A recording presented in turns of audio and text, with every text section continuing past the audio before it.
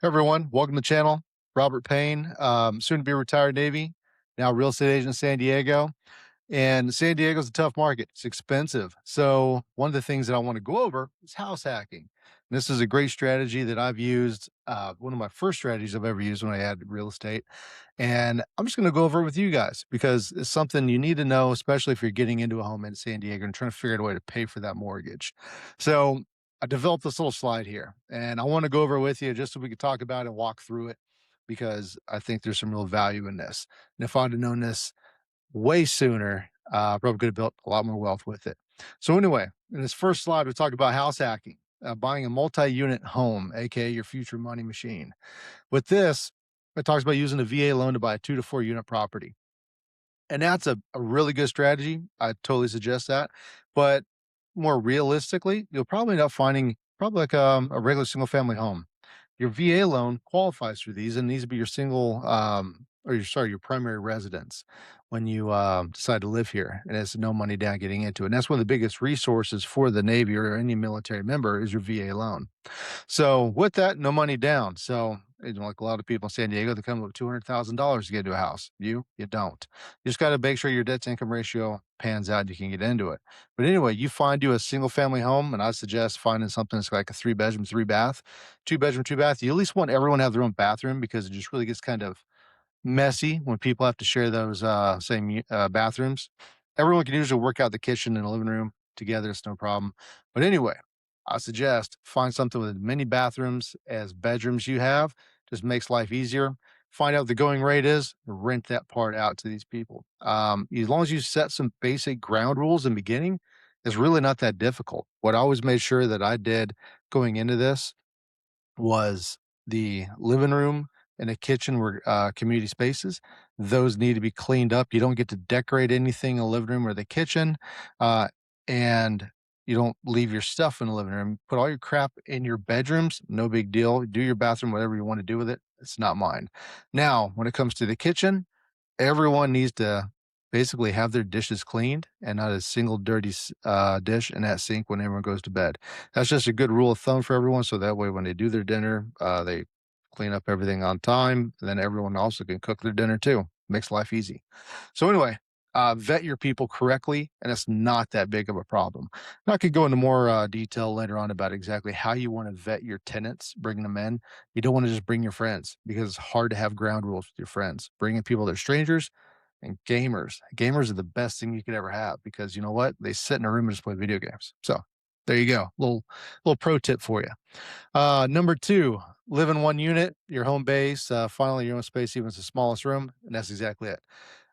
When you have a house and you have tenants, you want to make sure that they're completely happy with where they're living.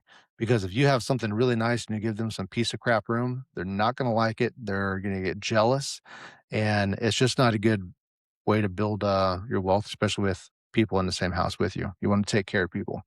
So, yeah, give them a good room. It doesn't always have to be the master bedroom, but make sure the room is taken care of and nice. Live in one unit, keep it clean, enjoy the sweet smell of financial freedom. Looks like it's ideal, but yeah, that's exactly it. Used to living in a barracks or somewhere else. When you're young, you can grind it out and you can be a little more comfortable. Number three is a little fun. This is where it comes into vetting your tenants. This is just something out there like, hey, as long as they pay on time, it's not a big deal. No one's ever going to get along completely with this. But the main thing is um, don't mix the two of being their friend and a landlord. You want to keep that relationships separate. I have past tenants that I like a lot. They're great people, but I always kept a very distinct line between landlord and your tenant, just so they know that hey, when on the first of the month, if they're renting there, you're letting them know exactly the way business needs to be handled. If you have to get rid of them, so anyway. Have very strict ground rules. And that's one thing that I noticed with my tenants. It was always first and the 15th, it's really just the first of the month. The rent has to be paid. You always get your security deposit up front, and it's always going to be equal to the rent that you charge. So nice little hack for you right there. But that's some of the basic ground rules that I had set up for that. Number four, build wealth and escape the rat race. This is exactly it. Once you get a property, over a couple years, hopefully if you can, get the interest rate down, whatever, you can start cash flowing that place. And once you learn how to actually cash flow a property, you can then, either cash out refinance, take a home equity line of credit out, and then take that money and go buy the next property. And that's what I did with my Colorado property coming to California, was I was able to do a cash out refinance, take some of that equity out and use that as a down payment and also help fix up the house that I'm in right now. So anyway, I hope this helps. Most people say house hacking. It's really just owning the property and bringing roommates in. That's nothing complicated.